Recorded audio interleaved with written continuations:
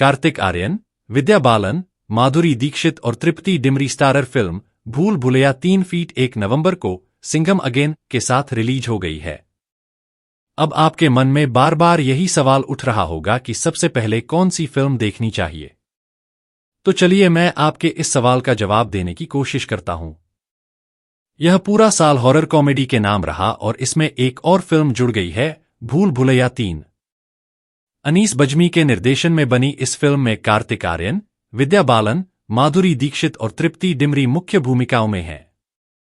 भूल भुलैया ऐसी फिल्म रही है जिसके दोनों पार्ट बॉक्स ऑफिस पर सफल रहे और 1 नवंबर को सिनेमाघरों में रिलीज हुए इसके तीसरे पार्ट का जादू भी देखने को मिलेगा।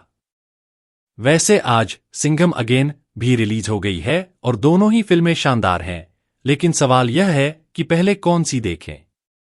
तो इसका बेहद सीधा जवाब यह है कि अगर आपको हॉरर फिल्में पसंद हैं तो पहले भूल भुलैया 3 देखें और अगर आप एक्शन फिल्मों के शौकीन हैं तो पहले सिंघम अगेन जाएं, क्योंकि दोनों ही फिल्मों में कॉमेडी भी भरपूर मात्रा में है। इसलिए इसका फैसला आपके ऊपर छोड़ता हूं। अब बात करते हैं फिल्म की कहानी की। भूल भुलैया 3 की कहानी 200 साल पहले से जोड़ी गई है, जहां एक महाराज मंजुलिका को जिंदा जलवा देते हैं, जिससे किसी को यह पता नहीं रहता कि मंजुलिका कौन थी, लेकिन सब ये जरूर जानते हैं उस महाराजा का महल मंजुलिका की खौफनाक आत्मा से शापित है। वहीं वर्तमान में रक्तघाट की शाही वंशज मीरा, तृप्ति डिमरी को इस बात की बहुत टेंशन रहती है कि इतना बड़ा महल होने के बाद भी उसके परिवार वाले मंजुलिका की आत्मा के डर से तबेले में रह रहा है।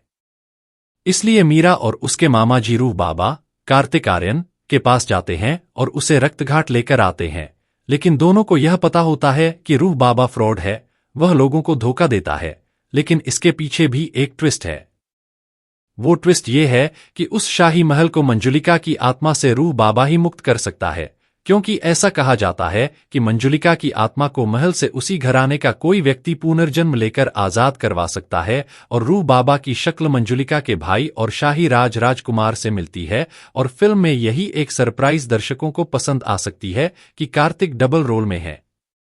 इसी बीच हवेली में पुरातत्व विभाग की विद्या बालन और राजसी घराने की रानी माधुरी दीक्षित की एंट्री होती है और फिर शुरू होता है डरावना खेल। क्या रूह बाबा मंजुलिका की आत्मा से शाही महल को आजाद करवा पाएगा? ये जानने के लिए आपको सिनेमाघर जाकर पूरी फिल्म देखनी होगी। एक्टिंग की बात की जाए तो कार्तिक आर्यन, विद्या बालन, माधुरी दीक्षित, तृप्ति डिमरी के अलावा भी जितने भी स्टार कास्ट हैं, सभी ने अपने अपने किरदार के साथ इंसाफ किया है। वहीं अनीस बज्मी ने अपने निर्देशन से फिल्म में 4 चांद लगाने का काम किया है। हालांकि फिल्म का फर्स्ट हाफ थोड़ा स्लो होने की वजह से बीच बीच में थोड़ा बोर करता है, लेकिन सेकंड हाफ आते ही फिल्म अपनी रफ्तार में नजर आती है। वहीं फिल्म के संगीत भी आपको पसंद आने वाले हैं। भूल भुलैया 3 में एकमात्र हिस्सा जो आपको प्रभावित नहीं करेगा वह है इसके गाने।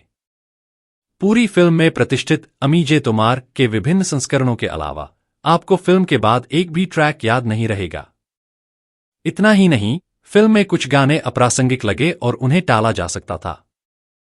डरावने दृश्यों के दौरान बैकग्राउंड स्कोर 10/10 है। खासकर फिल्म का टाइटल सॉन्ग, जैसा कि पहले बताया गया है, भूल भुलैया 3 ट्विस्ट से भरी है और इसके पिछले पार्ट्स से कोई लेना देना नहीं है। इस फिल्म की कहानी अपने पूर्ववर्तियों से बिल्कुल अलग है, लेकिन मुख्य प्रतिपक्षी के रूप में मंजुलिका के इर्द गिर्द घूमती है। अगर आप सोचते हैं कि अनीस बज्मी एक साधारण हॉरर कॉमेडी को थोड़े से हास्य के साथ बड़े पर्दे पर लेकर आए हैं, तो इस बार ऐसा नहीं है। क्लाइमैक्स में फिल्म एक बड़े ट्विस्ट से आपको जरूर चौंका देगी। तो मेरे हिसाब से आपको यह फिल्म एक बार पूरे परिवार के साथ देखनी चाहिए। मेरी तरफ से फिल्म 3 स्टार।